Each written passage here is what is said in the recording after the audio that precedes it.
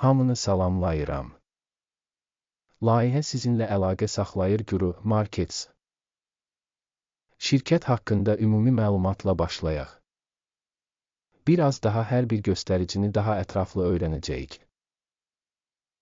Lazım olsa onu dayandıra bilərsiniz. Sözü gedən təşkilatın bütün göstəricilərinə ətraflı baxa bilərsiniz. Biz şirkətin cari fundamental göstəricilərini təhlil edəcəyik Cloudflare Inc. Ticker, NET. Bu baxış 24 may 2025-ci il tarixinə olan məlumatlara əsaslanır. Təsnifatına görə Guru Markets şirkət Cloudflare Inc. alt kateqoriyaya aiddir. T-internet qiymətləndirmədə 72 təşkilat iştirak edir və bu çox təmsil edicidir. Bu videonun sonunda sifariş cədvəlinə baxacağıq. Şirkət üçün ümumi xal 10 baldan -7,5. Alt kateqoriya üzrə orta xal 3,3 bal. Bütövlükdə ABŞ fond bazarına geniş baxsaq. Bütövlükdə bazar üzrə orta nəticənin 1,9 bal olduğunu görə bilərik. Şirkətin -7,5 bal reytinginə qarşı Cloudflare Inc. Şirkətin səhmlərinin qiymətinin dinamikasının müqayisəsi Cloudflare Inc. və alt kateqoriyalı şirkətlər. 12 aydır hissləri görürük Cloudflare Inc. 112,5% dinamika nümayiş etdirib. 9,1% alt kateqoriyasında qiymət dinamikasına qarşı. Şirkətin bazar kapitallaşması Cloudflare Inc. 54,79 milyard dollar təşkil edir. Alt kateqoriyanın kapitallaşması isə 12.485 milyard dollardır. Cloudflare Inc. 0,439% paya malikdir və alt kateqoriyada çox kiçik şirkətlərdən biridir. Şirkətin balans dəyəri 1,27 milyard dollar olaraq qiymətləndirilir. Alt kateqoriyanın balans kapitallaşması isə 1089 milyard dollardır. Cloudflare Inc. 0,117% paya malikdir. Bazar və balans kapitallaşma paylarını müqayisə edərək aşağıdakıları görə bilərik. Paylaş Cloudflare Inc. alt kateqoriyada birja dəyəri qiymətləndirilərkən %0,439.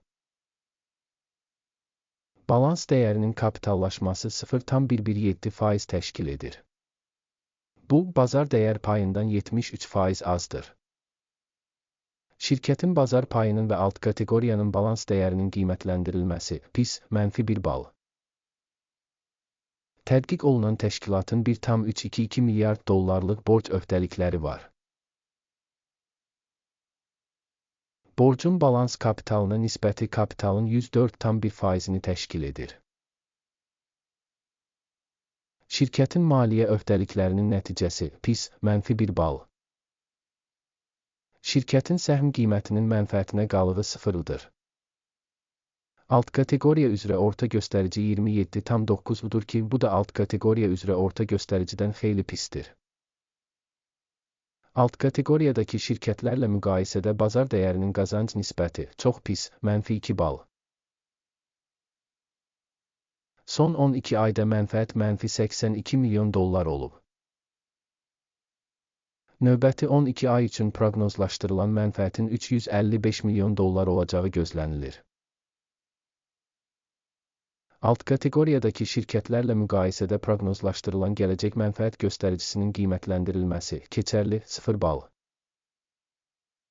Şirkətin dəyərinin gəlirə nisbəti 39-udur. Alt kateqoriya üzrə orta göstərici 6,4 təşkil edir ki, bu da alt kateqoriya üzrə orta göstəricidən 383% yüksəkdir. Alt kateqoriyadakı şirkətlərin göstəriciləri ilə müqayisədə şirkətin birja dəyərinin onun gəlirinə qiymətləndirilməsi, pis, -1 bal. Son 12 ayda gəlir 1,770 milyon dollar olub. Növbəti 12 ay üçün gələcək gəlir məlum deyil. Alt kateqoriyadakı şirkətlərin göstəriciləri ilə müqayisədə gözlənilən gələcək gəlir göstəricilərinin qiymətləndirilməsi, pis, -1 bal. Alt kateqoriyada orta hesabla 22,8% olmaqla satış marjası -4,6% təşkil edir. Alt kateqoriya üzrə orta göstərici ilə şirkətin göstəriciləri arasında fərq 27,5% təşkil edir. Alt kateqoriyadakı göstəricilərlə müqayisədə marjinallığın qiymətləndirilməsi keçilə bilən -0,5 bal. Alt kateqoriyada kadrların sayına görə şirkətin payı 0,178% təşkil edir.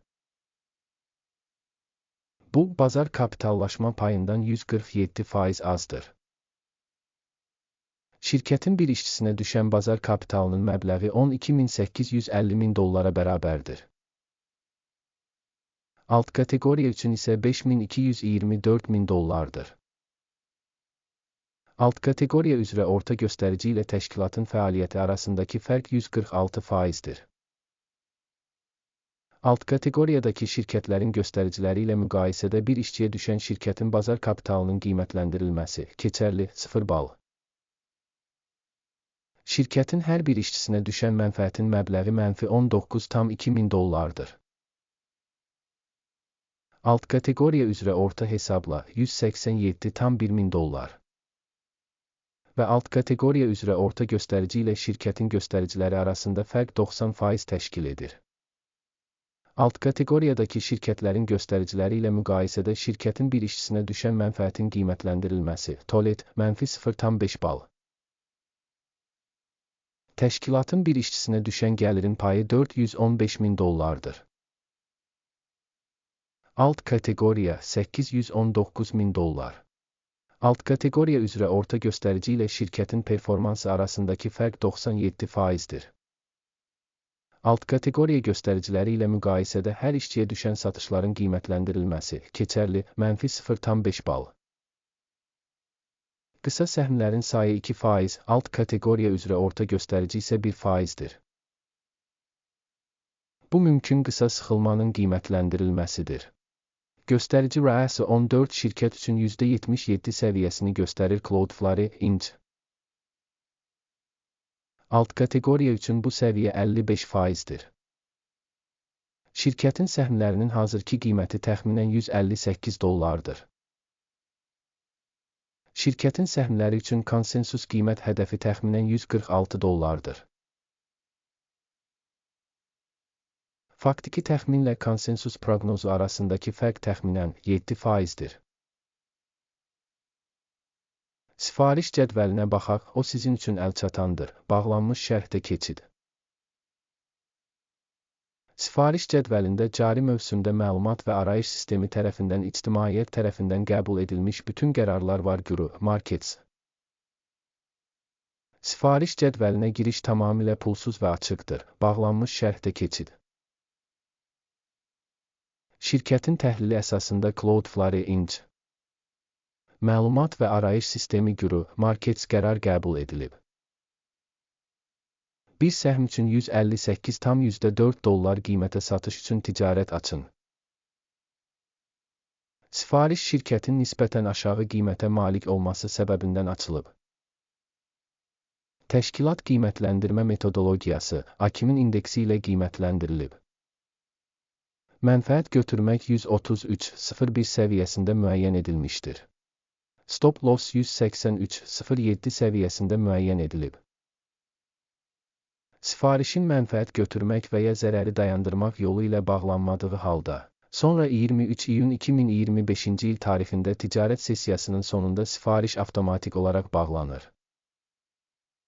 Və ya bu tarixdən əvvəlki son ticarət günündə.